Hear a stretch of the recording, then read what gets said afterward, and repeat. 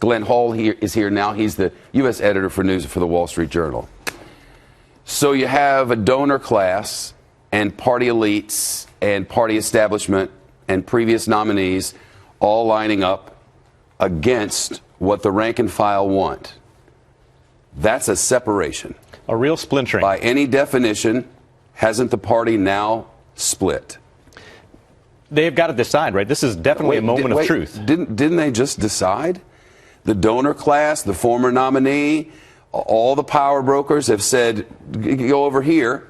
And all of the voters are saying, no, we want to be here. That is, by definition, a divide. It's already happened, hasn't it? It's definitely true, right? We're seeing Trump has brought in a new class of voter. He's got his own coalition. He's got his own momentum building. And the people who are in power in Washington are trying to figure out whether they're with him or against him. And we're really seeing that splintering, even within those who are party establishment.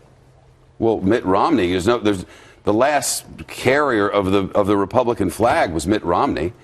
I don't know what else Mitt Romney could do to make it clearer.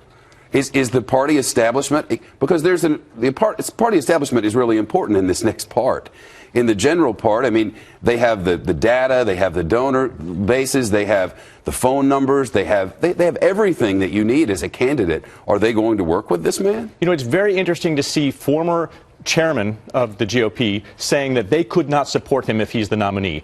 But on the other hand, you have governors and former governors and congressmen saying that they want to endorse him to become the nominee. So there's a real rank and file divide here. And I don't know how that plays out for the GOP, but it can't be healthy going into the second phase of this election when we get to the general. It's sounding like between now and then what they want is for these other candidates, sans Ben Carson, but the other candidates to stay in and make it such that there's a delegates fight come convention time. But I'm trying to imagine this world where there's a delegates fight where Donald Trump gets almost everything but doesn't quite get the delegates. And then what are you going to do against him? And then where do your voters go? That doesn't seem to make much sense either. Well, right now, you know, you've got Ted Cruz within 100 delegates. So there still feels like a gap that can be closed if you're in his camp, especially on that sort of consolidation theory that we've talked about before. The party establishment would be for Ted Cruz that's funny. When you look at the states that he's won, it's not in what some would call the mainstream states. And so there is definitely a question about whether he's viable outside of his base. Whereas Trump, as you mentioned, still expanding his base, getting into new territory of voters that are supporting him that we didn't see before. He makes the argument that the Republican Party has been trying to grow its base, that it's been trying to bring more people. He's just done that. And the numbers are there. The turnout numbers are there. The numbers are there from Texas, across Georgia, Tennessee. The numbers are there. He has expanded this party. There's no doubting that. He's bringing in new voters. He's seeing turnout higher than we've seen in a long time for the Republicans. All of these things bode well for his candidacy, even if the party leaders are not comfortable with it. And that's a divide that they've got to figure out how to bridge, or perhaps we'll see.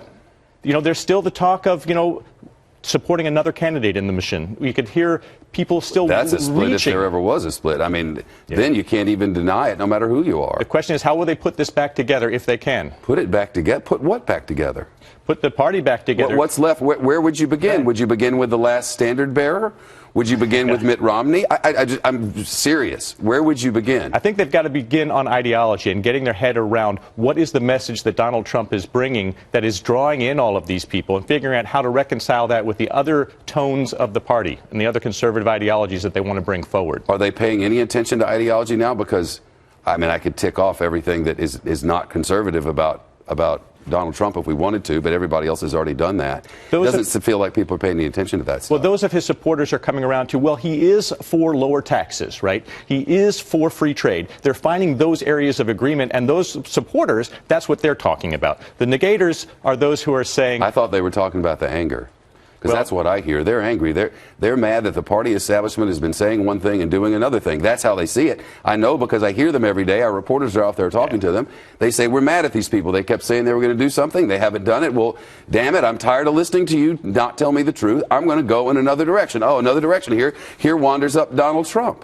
Yeah, no, I'm agreeing with you. I was speaking to the party elite that are supporting Donald Trump and where they're making their rationalizations. But on the ground, absolutely. It's about being fed up with Washington and about finding somebody who can speak authentically to them, and they think that Donald Trump is speaking his mind. Even when he goes off key, he still at least is being honest. And there's a sense of that support being built around those two ideologies. Less than 10 minutes from now, we'll have a guest, a Republican mover and shaker, and I'm going to ask him about this split, where they are to go next, and give some quotes from some party elites in Washington that are mind-boggling. It's nice to talk to you as always, Glenn. Thank you.